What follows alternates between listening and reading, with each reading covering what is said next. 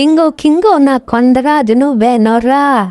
Hello guys, welcome back to my video. Kingdom చూసారా? చూస్తే ఎలా ఉందో చెప్పండి కామెంట్స్లో.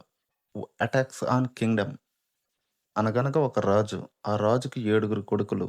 ఆ 7 కొడుకులు వేటకెళ్ళి 7 బంగారు పెట్టెలు తెస్తారు. ఆ పెట్టెల్ని ఒక రాక్షసుడికి ఇచ్చి తన ప్రజల్ని కాపాడుకుంటాడు ఆ రాజు. ఆ రాజుకు ఒక అన్న ఉంటాడు. ఆ అన్నకి ఆధార్ కార్డు, రేషన్ కార్డు ఉండవు.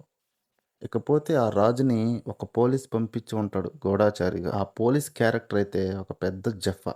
అలాగే రాజుకి దెబ్బ తగిలితే రాణి మందు రాసి కుట్లేస్తది. కానీ ఆ రాణి లాస్ట్‌కి పానీపూరి అయిపోద్ది. అలాగే ఆ రాజును పంపించింది పోలీస్ కాదు దేవుడు అని లాస్ట్‌కి అర్థమవుతది. గుండెకి కిరీటం పెట్టేస్తారు. ఏమైనా క్వెషన్ అడిగితే పార్ట్ 2 అంటారు. ఈ సోదంతా ఏంటి అనుకుంటున్నారు కదా! సినిమా చూస్తే ఒకానొక టైంలో సేమ్ ఫీలింగ్ వచ్చింది నాకు. ఇదంతా కాదు, సినిమా నచ్చిందా లేదా అంటే కొన్ని మైనస్ పాయింట్లున్నాయి. ఫైనల్‌గా అయితే నచ్చిందండి. ఫస్ట్ ఆఫ్ ఆల్ ఇందులో ప్లస్ పాయింట్ల గురించి మాట్లాడితే విజయ్ దేవరకొండ, అలాగే 'జెర్సీ' మూవీ డైరెక్టర్ గౌతమ్ తిన్ననూరి వీళ్ళ కాంబినేషన్ కన్నా ఫస్టు విజయ్ దేవరకొండ ఒక లుక్ రిలీజ్ అయింది. అది చూడగానే ఇంట్రెస్ట్ క్రియేట్ అయింది. ఇదేదో డిఫరెంట్ మూవీ అని. ఈ 'కింగ్డమ్' అనేది ఆఫ్టర్ 'అర్జున్ రెడ్డి' తర్వాత one of the best movie Vijay దేవరకొండకి అవ్వబోతుంది. అలాగే విజయ్ దేవరకొండ పెర్ఫార్మన్స్ చాలా కొత్తగా ఉంది. కొన్ని షాట్స్‌లో అయితే ఇది హాలీవుడ్ రేంజ్ అనిపించింది. ఇంకా 'సత్యదేవ్' గురించి తెలిసిందేగా, యాజ్ యూజువల్ చాలా బాగా చేశారు. ఇంకా హీరోయిన్ గురించైతే 'భాగ్యశ్రీ బోర్సే'.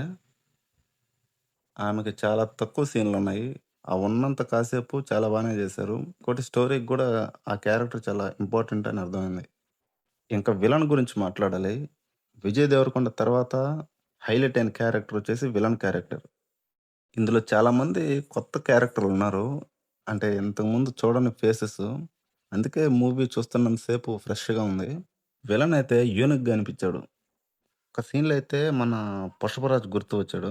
నరరూప రాక్షసుడు అనిపిస్తాడు. అలా ఉంటది పర్ఫార్మెన్స్.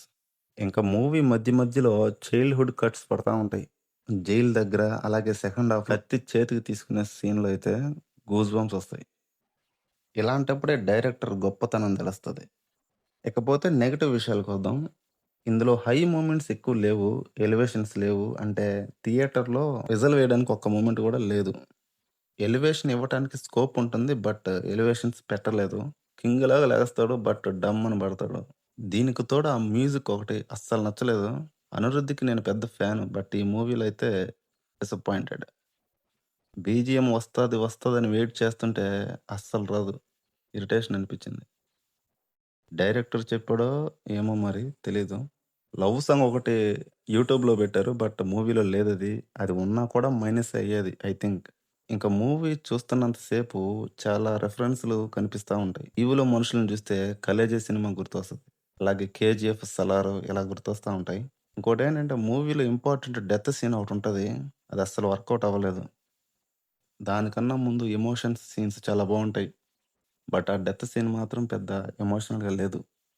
ఇంకోటేంటంటే, ఆ పోలీసులు, వాళ్ళ స్పై, వాళ్ళ గోల అదంతా పెద్ద ఎక్కలేదు నాకు. సో, ఇదండి. మీరెవరైనా మూవీ చూస్తే ఎలా ఉందో కామెంట్ చేయండి. అలాగే ఎవరైనా కొత్తగా వచ్చినట్లయితే ఈ వీడియో నచ్చితే సబ్స్క్రైబ్ చేసుకోండి. Thanks for watching. బై.